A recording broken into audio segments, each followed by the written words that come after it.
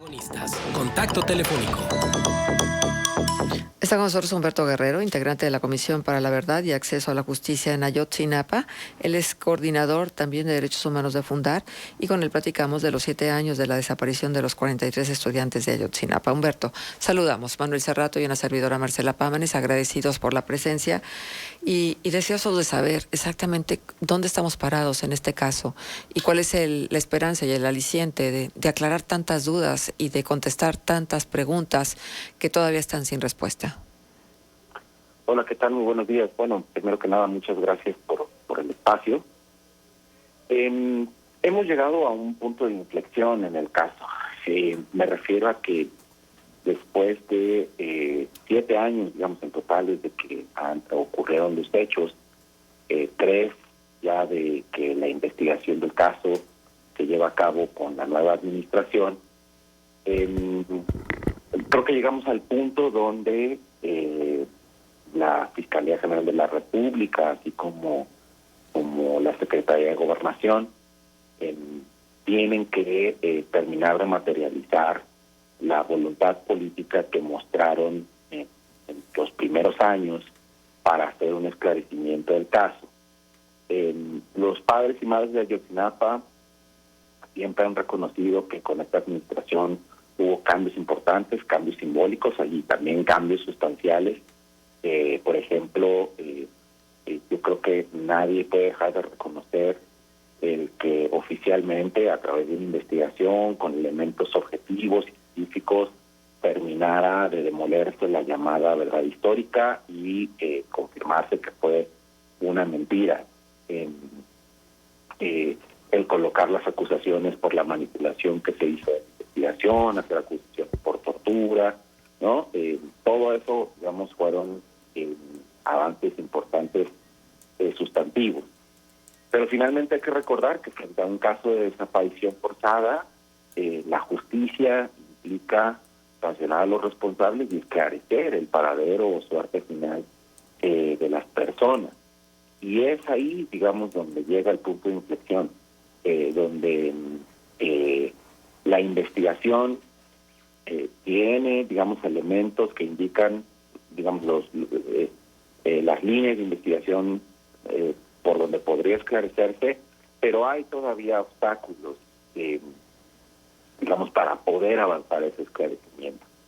Y esos obstáculos muy claramente se han visto que están, primero, digamos, en que la Fiscalía General de la República pues no termina de funcionar en su conjunto con la misma voluntad que lo hace el fiscal especial del caso, Omar Gómez, ¿no? Y que genera, por ejemplo, que se tengan 40 órdenes de aprehensión sin ejecutar sobre personas importantes que pudieran tener información del caso. No termina de materializarse el traer a México a Tomás Herón de Lucio, uno de los principales artífices de la llamada verdad histórica, cuando estuvo al frente de la Agencia de Investigación Criminal de la Fiscalía General. Y también no termina de materializarse una investigación seria que esclarezca cuál fue el nivel de participación del ejército en la noche de los hechos, ¿no? Estos 3 elementos, la falta de cumplimiento de órdenes de aprehensión, la falta de un procedimiento en contra de Tomás Herón y la falta de esclarecimiento del rol del ejército, fueron colocados frente al presidente de la República por parte de los padres y madres de Ayotzinapa como elementos donde quieren ver avances sustantivos, digamos, como una muestra de que el gobierno refrenda su voluntad política de esclarecer estos hechos, ¿no? Uh-huh. Sí, bueno, pero sigue estando la voluntad de parte del gobierno federal, porque finalmente es ahí donde se va a tejer la otra verdad, la que sea la verdad de la verdad, no la verdad histórica que quisieron poner como argumentos para dar una explicación de qué fue lo que sucedió. ¿Sí hay voluntad de parte del gobierno federal? Hay voluntad, pero esa voluntad todavía no alcanza a ser una voluntad asumida de forma uniforme por toda la estructura estatal, ¿no? Incluida la Fiscalía y, por supuesto, la Secretaría de la Defensa Nacional. Es decir, los padres nunca han dudado en reconocer el compromiso y la voluntad política que ven en funcionarios como Mar Gómez, el fiscal especial, Alejandro Encinas, el subsecretario de Derechos Humanos de la Secretaría de Gobernación y en el propio presidente, pero muy claramente también le han señalado directamente al presidente como hay personas, ¿no? Que incluso continúan, digamos, trabajando o colaborando en estructuras estatales, principalmente la Fiscalía General de la República, que incluso formaron parte del gobierno de la administración que construyó la verdad histórica y que pues razonablemente se puede establecer que continúan obstaculizando las investigaciones del caso, ¿no? Entonces, digamos, esa voluntad política aún no es una voluntad que permea a toda la estructura estatal. Uh-huh. Evidentemente, entre más pasa el tiempo, cuando una persona está desaparecida, menos probabilidades hay de encontrarla con vida. Este es un principio de las investigaciones en esta materia. La posibilidad de encontrar entonces los restos de los 43 estudiantes sería un aliento. Sobre esa pregunta, digamos, lo que hay que decir es que triste y lamentablemente, ¿no? La información y las líneas de investigación que han salido, pues digamos, llevan hacia escenarios de búsqueda donde los muchachos pues habrían perdido la vida. De momento, digamos, no han son pocas, digamos, las líneas de investigación o las informaciones que han surgido para buscar en escenarios de vida. Sin embargo, cuando estos las ha habido, se han agotado.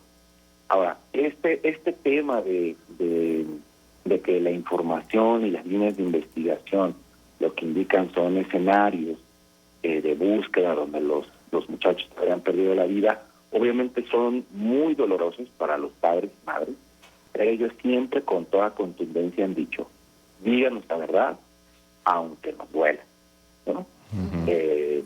Y para ellos es importante que aunque sea información dolorosa, pero que se les diga la verdad y que no se les vuelva a engañar. Los padres nunca han estado, digamos, negados a esa posibilidad, pero, digamos, por toda la historia de maltrato y de manipulación de las investigaciones, obviamente cuando surge información relativa a este tipo de escenarios de búsqueda donde los muchachos habrían perdido la vida, hay una desconfianza o una actitud de defensa, ¿no? Defensiva en un principio, pues por la historia del caso, ¿no? Y el engaño que sufrieron a partir de la verdad histórica. Uh-huh. Humberto, buenos días. Saluda Manuel Cerrato. En estos días, con motivo del 7º año, se retomaron las declaraciones de este personaje, Juan Miguel Pantoja, alias el Pajarraco, que él narraba, bueno, cómo trasladó a los estudiantes en la camioneta de Redilas hacia el basurero de Cocula, que narraba cómo los integrantes de Guerreros Unidos disparaban. Incluso él en su relato pues especificaba que escuchó concretamente 8 detonaciones en contra de los muchachos, que vio cómo los quemaban, que cómo ponían llantas y capas de diverso material allí justamente en el incendio que duró de las 3 a las 10 de la mañana ya del 28 de septiembre. Detenido él en agosto de 2018 en Piedras Negras, donde vivía desde 2016, trasladado al penal federal aquí de La Laguna del municipio de Gómez Palacio, el Ceferezo 14, liberado en septiembre. Su declaración la hace ante visitadores de la CNDH y él decía, bueno, he querido todos estos años decirle a los papás que ya no los busquen, que todos se murieron en el basurero de Cocula. ¿Qué tan confiables son las declaraciones de este personaje, el Pajarraco? No son nada confiables.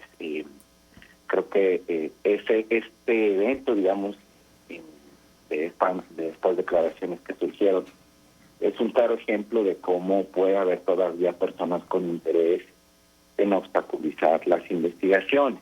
Uh-huh. Primero porque, ya como bien decían, no se trata de una declaración que se haya rendido ante autoridades ministerial ni judicial, sino una declaración dada ante autoridades de la Comisión Nacional de Derechos Humanos, ¿no? Y donde de su propio relato hay elementos justo que no se sostienen técnicamente con la información que hay en el expediente, es decir, del relato que hace, de cosas muy dolorosas, ¿no? De detalles muy dolorosos que da en su testimonio. Cuando uno lo contrasta con la información del expediente, para ver, digamos, si la evidencia que se encontró en el lugar, por ejemplo, relativa a fuego, incendio, relativo a la leña que supuestamente pudieran haber utilizado, nada de esos elementos hay en realidad en el expediente que pudieran sostener técnicamente lo que él dice en su declaración, ¿no? Entonces es muy inverosímil. Entonces más bien lo que hay que preguntarse es con qué intención, con qué interés, digamos, se hace llegar esta declaración, este documento, ¿no?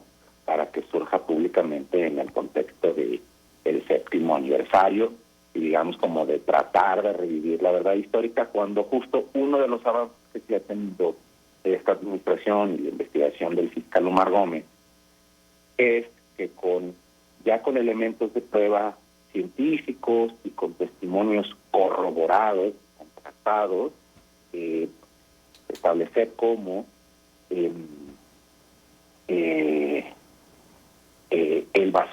hay escenarios donde pudieran haber estado los muchachos distintos al basurero de Cocula, ¿no? Sí, exactamente. Ahora también, Humberto, en ese sentido, cuando hubo este análisis de restos y que incluso fueron enviados a un laboratorio de Austria, ¿qué pasó con todo eso? Si nos pudiera hacer un recuento de esa parte de la investigación ya en términos forenses. Sí, de los últimos restos, digamos, que fueron enviados a Austria y que se trabajaron, o más bien que fueron recuperados del lugar conocido como la Barranca de la Carnicería, es que se logró la identificación de restos que corresponden a Cristian Rodríguez del Hombre, ¿no? Y Yoshibani Guerrero. Después se localizaron, digamos, más, o se pudieron recuperar más restos, digamos, de este lugar conocido como la Barranca de la Carnicería. También fueron enviados a análisis. Sin embargo, el propio laboratorio de Innsbruck determinó que ya no era posible, digamos, obtener muestras de ADN de esos fragmentos y por tanto no pudo haber un análisis para ver si había una nueva identificación.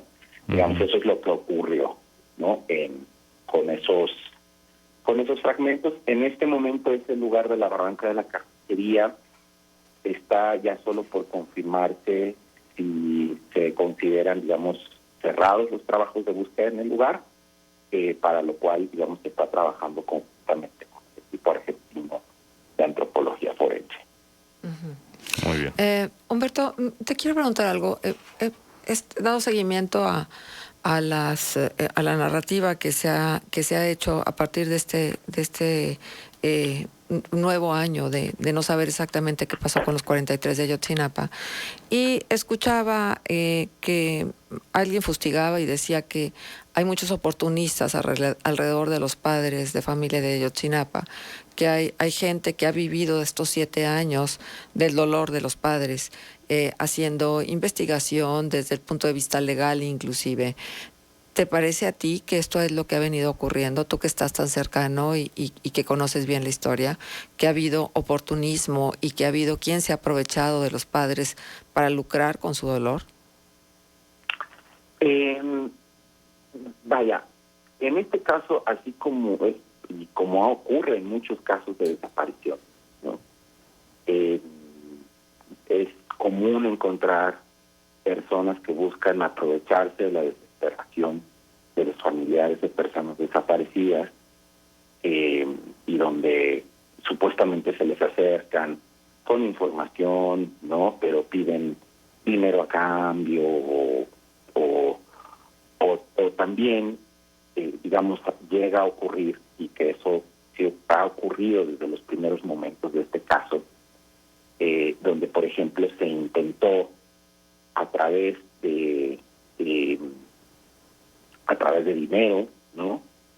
Hacer caso a los familiares y darles dinero a cambio de que detuvieran su búsqueda, ¿no? Decirles, bueno, ya no se preocupe, como si fuera una especie de indemnización, ¿no? Pero tampoco sin mucha claridad de quiénes se estaban acercando, ¿no? Y de dónde venían esos recursos, pero llegaron a tener ofrecimientos, ¿no? De dinero para que los padres y madres detuvieran su búsqueda. Después en el camino también han surgido este tipo de casos donde personas supuestamente con información se acercan, pero siempre piden algo a cambio, etcétera. Eso ha ocurrido, digamos, a lo largo de estos 7 años, ¿no?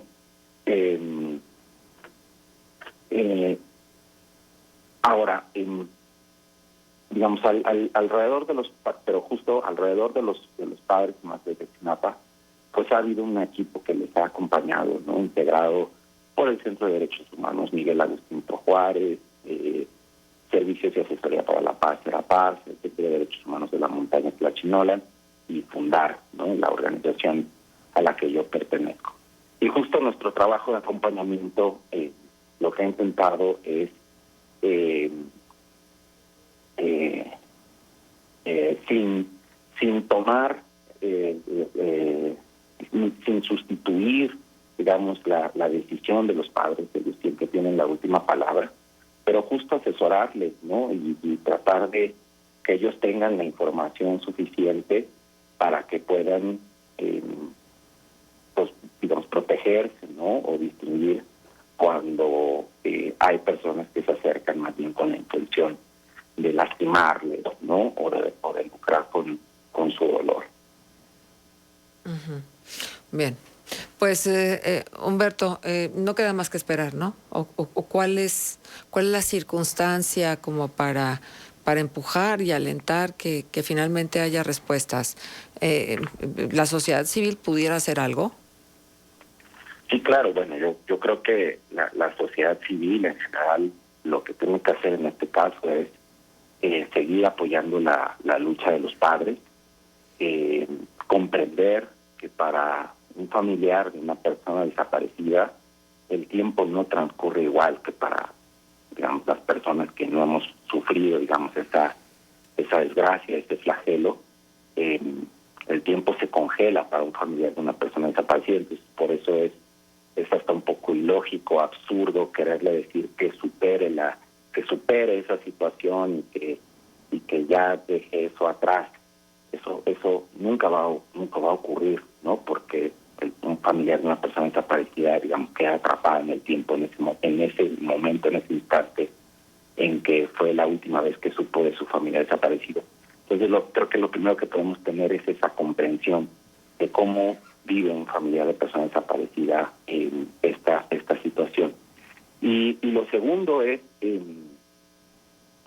acompañarles en su exigencia, y en particular, digamos, los padres y madres de Ayotzinapa creo que han de forma muy clara colocado una especie de emplazamiento para el gobierno. Es decir, lo que quieren es que a la brevedad posible Tomás Herón de Lucio esté en México para que enfrente el procedimiento de investigación y dé la información que él tenga que pueda esclarecer los hechos, se ejecuten esas órdenes de aprehensión y que se esclarezca de una vez por todas el rol del ejército en la noche de los hechos. Yo creo que si no el gobierno no logra avanzar en estos 3 aspectos, pues sí estaremos ya en presencia de un escenario muy posible, pues de tensión, ¿no? de los padres y madres de Ayotzinapa con esta administración. Muy bien. Sí, que no sea una historia más de que el tiempo entierre, ¿no? y que luego estemos conmemorando aniversario tras aniversario por lo que no se ha hecho, sino que realmente haya ya las respuestas que sea necesario dar, por más dolorosas que sean.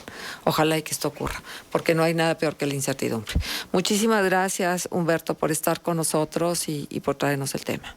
De nada, muchísimas gracias a ustedes por el espacio y aquí estamos a la hora. Gracias. Gracias, Humberto. Humberto Guerrero, integrante de la Comisión para la Verdad y Acceso a la Justicia en Ayotzinapa, también es coordinador de Derechos Humanos de Fundar. Estuvo con nosotros.